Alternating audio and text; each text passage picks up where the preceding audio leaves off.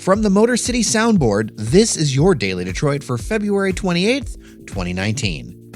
I'm Jer Stays, and we're at the Detroit Policy Conference, an annual event put on by the Detroit Regional Chamber. Although we had a series of conversations that we plan to share in their entirety as interview episodes, today we're going to focus on a variety of voices and what their vision and goals for Detroit are for 2030.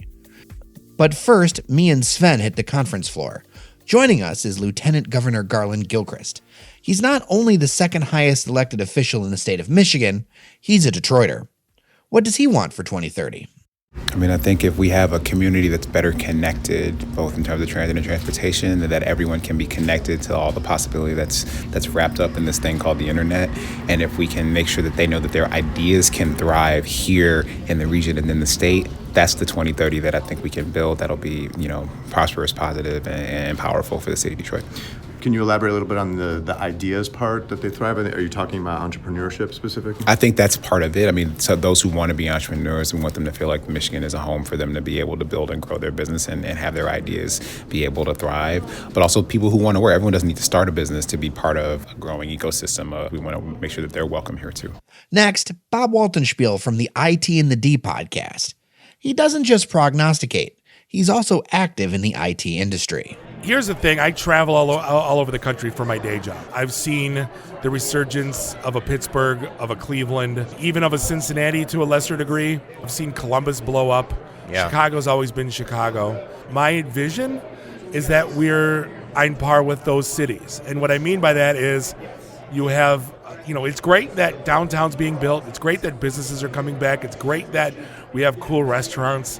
But until you can get the 30-year-old family of three to buy a house in a neighborhood in the middle of Detroit with a decent school district, right, we're still going to be behind those cities. So, in my vision that happens again, that families are moving back, where everyone that said, well, we're going to get the hell out of here, go to Shelby Township. They're looking back going, hey, I want to go live on 7 in Livernois. Hey, I want to go live in Indian Village now, right? And the city can support them with all the amenities that's possible. Because right now, if you look at it, city's overtaxed, car insurance is ridiculous. Yes. Right?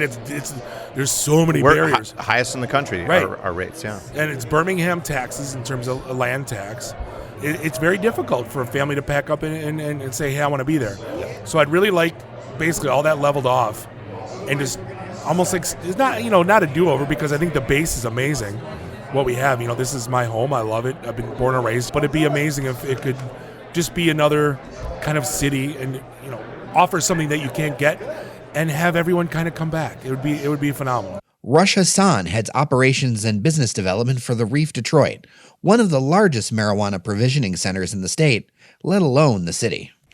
I would say if you don't have the professional outlook, if you don't have the kind of like you're saying, the 2030 vision, I think you will see a lot of businesses that just can't keep up. Maybe they're not as business savvy, so maybe their spending is different. Again, I think it's going to be based on the actual business owners that's in the industry. But if I speak to the Reef management team and how they're operating, we have 2030 in mind. We want to be one of the biggest cannabis companies here in the state of Michigan. We have aspirations to go national into other states and, again, be an attractive employer. We want to be an employer where people say, oh, wow, I want someone graduating, has expertise in anything that the industry can use. We want them to say oh, I would like to be part of the Reef. They're a great employer. Their benefits are great. And I think when you have that employer-to-employee interaction that really feeds off just a collaborative environment, the business can grow, but also the employees that have a stake in the game, they feel like they're growing with the company as well. How do you see the marijuana business sort of shaping Detroit? Is this going to become a big employer, that's right now we're so early in its stage that it's hard for me to tell how many outside of dispensaries, how many other types of businesses, processing, cultivation will be in Detroit. I know transportation and quality testing is still here.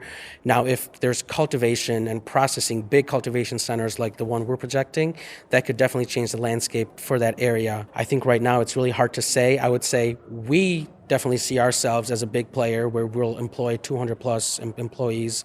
We'll be paying significant taxes to the city, but we also have community initiatives where we want to go into like dilapidated neighborhoods, fix them up, go volunteer at shelters, go raise funds for specific philanthropic organizations. So I do see big positive things happening from the cannabis people, but again, those people who are in the industry, they have to want to do those things.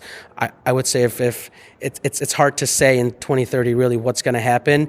If everyone was like me, then I would say it would have a huge impact, but I know not everyone's like me.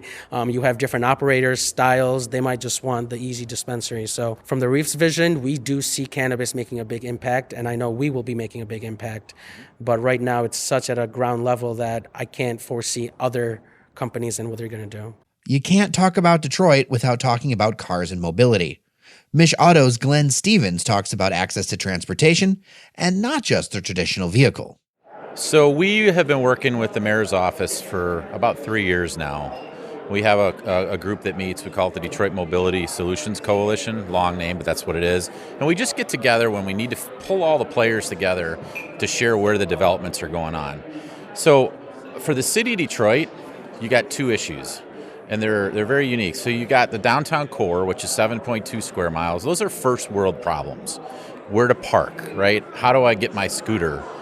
In the neighborhoods, the 130 other square miles, those are rest of world problems. I hate the phrase third world problems. I just can't stand it, so I use rest of world. But they're dealing with, how do I get to school? How do I get to healthcare? How do I get to education? So I would love to see a city where the access to that transportation is something that people feel comfortable with, that it's available to them, that it's their right to have, so they can have personal economic growth and the communities can grow.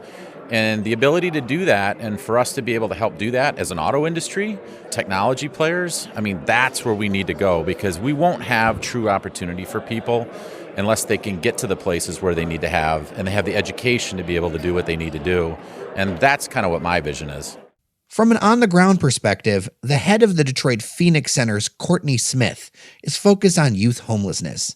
They're opening what she says is Detroit's first drop-in youth shelter, something that's more common in other cities, but not here. My vision for 2030 is that every young person will have a place to call home and the tools that they need to actualize their future and live out their dreams. And for the Detroit Phoenix Center, success looks like us no longer existing. Like, that's how we would measure our success. Want to take a quick minute here and thank our sponsor for today. With an inclusive community, flexible modern offices, classes, and networking events, Bamboo Detroit helps entrepreneurs and innovative companies launch, land, or expand in Detroit. Become one of their more than 400 members today at bamboodetroit.com. So to close this out, on stage here at the Detroit Policy Conference, Governor Gretchen Whitmer talked about her vision for Michigan in 2030. She talked about the need to improve our roads, of course. Remember, Whitmer was the candidate who coined the phrase, fix the damn roads. But she also talked about boosting education as a way to build talent for the future. The governor wants to boost the percentage of residents who have a post-secondary degree or credential to 44%. That's what it is currently, up to 60%. It's part of her vision for Michigan as a place where people see opportunity for a good life. Here's how she explained it backstage to Sven. We've got so many great assets here in this state, but we've got some glaring issues we got to tackle. From our infrastructure to our closing the skills gap, that's what we need to do. And if we do it well by 2030, this is going to be the place that made us famous, a place where there's a path into a good job, great schools, and real opportunity in the state of Michigan. That's my vision. Now, let's catch up with Sven in room 2 of the soundboard. One of the themes I kept hearing over and over again in these presentations, whether it was Josh Luber at StockX, many others, we got to get back to basics. There's so much that still needs to be done from a basic infrastructure, education, that kind of thing. Did you hear the same thing too? Yeah, absolutely. Especially from the governor. Talking about things like just fixing our roads and getting them, and boosting the number of adults in Michigan with post-secondary degrees or credentials, just to get them, on par with other states. It's an indictment, really. It's basics, yes, but it's also kind of an indictment of like how far we've fallen in a way. I mean, the thing that also struck me about the governor's agenda especially is on paper anyway, it doesn't sound very partisan, right? I mean, the devil's in the details, of course, and we'll find out a lot more about what she's got in mind next week when she releases her budget. But, she talked about it, in fact, about trying to put aside some of her policy wishes that she knows are just not going to fly with her Republican colleagues who control the House and Senate, and focusing on areas like this that she thinks there, is room to find agreement on. Well, there's big news coming next week, Tuesday, with that budget. Yeah, absolutely. She's going to talk about her plan for the roads. Also, this post-secondary education plan, especially how it's going to be funded. We don't really know much about that yet, so it's going to be really interesting. And all that said, I mean, talk about nonpartisan in nature. I mean, you could make the same argument about Governor Snyder, of course, and in many ways he was nonpartisan, but he also pushed some things, that ended up being pretty controversial. He sided with right to work, for example, which I think, cost him some, it definitely hurt some relationships with Democrats maybe. And, Governor Whitmer also talked about, she was asked why she wanted to run for governor again after, serving 14 years in the legislature and being out of government for a few years.